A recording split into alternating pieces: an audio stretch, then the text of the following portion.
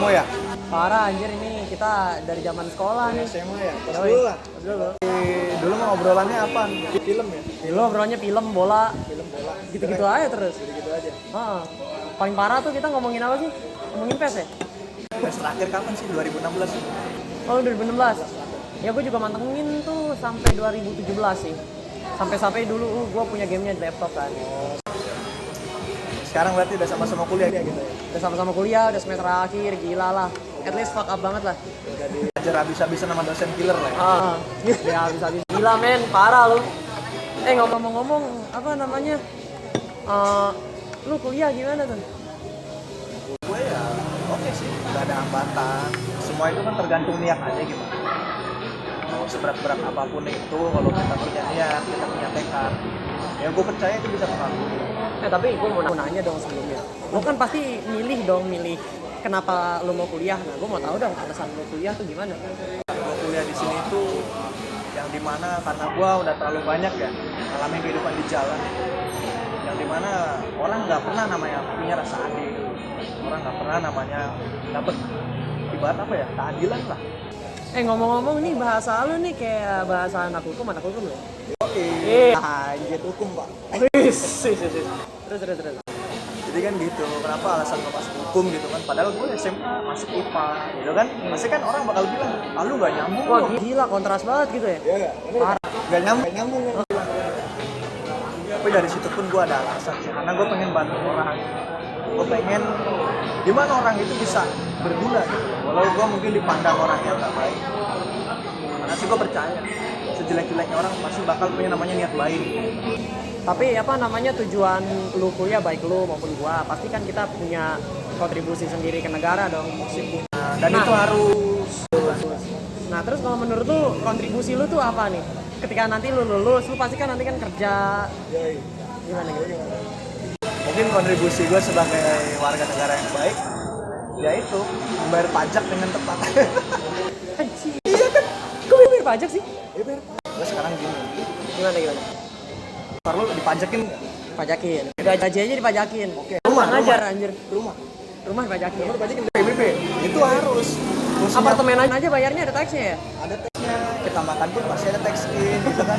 Terus setiap perbelanjaan ada yang namanya PPN, gitu kan. Nah, kenapa bisa ada kita berkontribusi dari pajak tersebut? Karena gini, ibaratnya kan infrastruktur kayak gaji tentara ataupun gaji dokter itu kan dari kita juga dong. Kita wajib juga lah berkontribusi. Tapi ngomong-ngomong soal kontribusi ya, gue pernah dengar statement nih bang. Jadi statementnya tuh begini, pemuda adalah aset negara. Nah, itu tuh. Kalau menurut lu gimana tuh? Pemuda adalah aset negara. Jadi sih bisa dibilang aset, dan itu benar. Kenapa bisa dibilang aset? Karena kita ini ibarat nanti yang akan menggantikan yang senior. Mengganti apa, cuma nggantiin doang lah? Gak cuma gantiin, tapi kita pun bakal terus ambil bagian dalam panggung tersebut. Kita memajukan negara bagaimana kita menjaga martabat negara kita. Makanya pemuda itu perlu berpikir kritis. Pemuda itu harus bangkit dari namanya zaman-zaman kegelapan. Apa sih yang gua artiin kegelapan di sini? Ya kalau bisa kita lihat, banyak mereka yang belum tahu tentang negara itu apa sih, tujuan negara itu apa sih. Nah kalau menurut lu maksud dan tujuan negara ini proyeksinya emang ke arah mana tuh? Jadi gini dulu nih, ini gue hal yang mendasar dulu ya, gue artiin negara itu apa. Kalau menurut hemat gue sih, negara itu adalah suatu wilayah, satu kesatuan yang menampung warga di dalamnya untuk mengatur serta untuk mensemakmurkan negara tersebut, dan juga memberikan serangkaian aturan agar rakyatnya tertib serta membangun negara tersebut lebih baik lagi. Ini pengertiannya secara apa nih? Secara juridis mungkin. Gile. Cuma gini loh, kan apa namanya, otomatis kan balik lagi nih, kita back to topik soal apa namanya, aset, dan namanya aset kan pasti punya peranan penting yang pasti dong. Peranan penting dan yang pasti kontribusi yang nyata. Nah, lu maunya selain apa namanya, selain bayar pajaknya, kontribusi nyatanya tuh apa lagi tuh? Kan sesuai profesi lu nih, misalnya lu nanti sebagai advokat atau misalnya nanti sebagai content creator lah, kalau misalnya ini lu melenceng gitu. Gimana?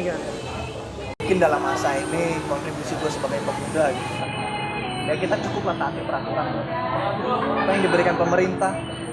apa yang diberikan serangkaian dalam isinya kan peraturan misalkan jangan buang sampah sembarangan. Karena barang siapa yang membuang sampah sembarangan nanti akan didenda. Ya kita ikutin aja simpel hidup. Cuma ngikutin prosedur. Maksud gua kan gini, kita kan sebagai aset harusnya kan kita sebagai generasi yang akan melanjutkan si senior ini, otomatis kan kita juga harus mengembangkan sebuah inovasi dan menciptakan sesuatu yang baru. Nah, menurut lo tuh maksudnya inovasi apa yang kira-kira diperluin dengan statement pemuda itu adalah aset negara? Ya pergerakan yang baru lah. Istilahnya harus dimulai dari yang muda. Contohnya lah bikin kegiatan apa yang dimana itu benar-benar bisa memberikan suatu kebaikan bagi setiap masyarakat. Kayak contoh bakti sosial gitu, kayak edukasi, misalkan lu kan juga kuliah ya? Gue juga kuliah. Kebetulan apa? Komunikasi. Lalu contoh lah komunikasi dan gua hukum, apalagi kan itu masih bisa menjadi satu kesatuan dong. Masih bisa satu kesatuan dan bersinambung. Karena gini loh, banyak orang yang menginterpretasikan kalau misalnya komunikasi sama hukum blend in, yang orang tahu apa sih? Paling diplomat. Satu. Terus yang kedua, kalau komunikasi sama hukum blend in, jadi kalau misalnya ketika ada orang yang bermasalah melapor ke bidang hukum dan minta perlindungan dengan cara dipublish ke media, bener gak sih? Terus udah gitu blend in-nya apa lagi tuh yang kira-kira? Kalau ini ya, gue potong. Kalau kembali ke pertanyaan lo tadi, kontribusinya apa? Ya kita berikanlah edukasi. Contohnya tentang komunikasi, pasti hal yang mendasar apa? Komunikasi kan? Pasti berikan bagaimana cara berkomunikasi dengan baik. Karena kan komunikasi ada seninya. Pasti. Dan juga dalam hukum nih, ibaratnya kan dalam negara pasti ada aturan dong. Hukum yang mengatur. Makanya dari sini kan kita kasih edukasi gitu loh. Apa sih peraturannya gitu. Ya contohnya kayak pidana, pun tentang ketenagakerjaan, kita kasih aja. Dan gue pun juga sadar gitu dalam media tuh baik dalam periklanan maupun dari segi jurnalistik, dan itu ada etikanya tersendiri.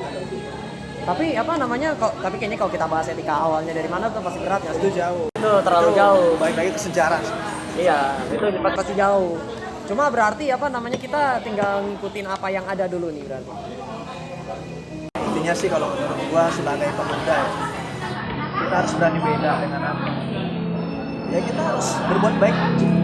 Berbuat baik itu lebih ini loh, simpelnya tuh gini. Ketika ada orang mau nyebrang kan nenek-nenek lah, contohnya ini analoginya gitu, dia nggak bisa nyebrang. Kita sebagai yang muda ini bagaimana? Apakah cuma nontonin nenek-nenek gitu kan? Enggak. Kita bantu seberang lah. Kalau menurut gue itu udah suatu kontribusi juga untuk masyarakat dan juga untuk negara. Berarti sama kayak misalnya kalau misalnya gue sebagai anak komunikasi. Jadi salah satu terobosan gue itu gue emang suka banget yang namanya bikin konten, terus bikin film tuh gue emang suka banget.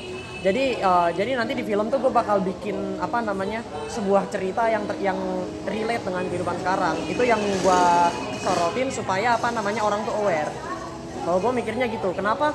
Ya gue tahu sih film banyak, cuma kan balik lagi pengemasan itu pasti beda setiap orang. Framing. Pengemasan itunya apa? Pengemasan pesan dalam filmnya itu pasti beda. Eksekusi kontennya lah. Ya pasti beda. Benar. Berarti kalau ngomongin pemuda sebagai aset negara tuh, kalau gue pikir-pikir itu gede banget ya ternyata.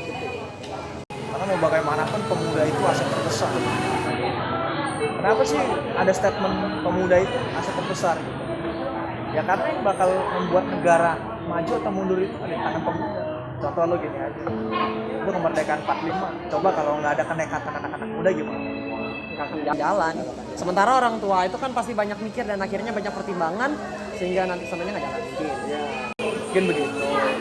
Tapi dengan anak muda bisa menjadi ikut ambil bagian, itu akan menambah semangat patriotisme dan juga semangat juang pada masa itu. Makanya kan kalau mau dibilang aset terbesar, bagi gue sih yes. Bagi kita gini nih anak muda.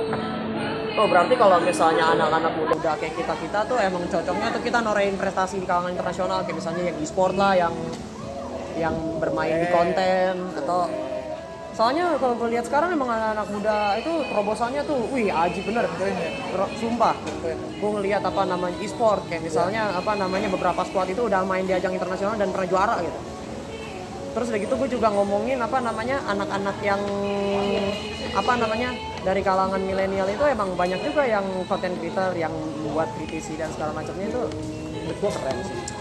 Dengan semua pencapaian. Lo generasi milenial lah, karena gue generasi Z kayaknya beda gitu. Surprise. Kopi dulu. Kopi dulu. Kalau hemat gue sih gini. Jadi pemuda itu balik lagi sama pertama gue. Cukuplah bantu orang. Tapi jangan bantu yang nggak baik. Maksudnya lu maling, gue bantuin lu maling kan nggak boleh. Anjir lu. Nggak mungkin bantuin maling lah pak. Hanya maksudnya gini, dalam arti bantuin gini. Cobalah misalkan tetangga lu lagi kesulitan gitu. Ya lu bantu aja, ngapain ribet? Oh berarti kalau misalnya kontribusi itu kita mulai dari hal kecil sebelum ke hal yang besar.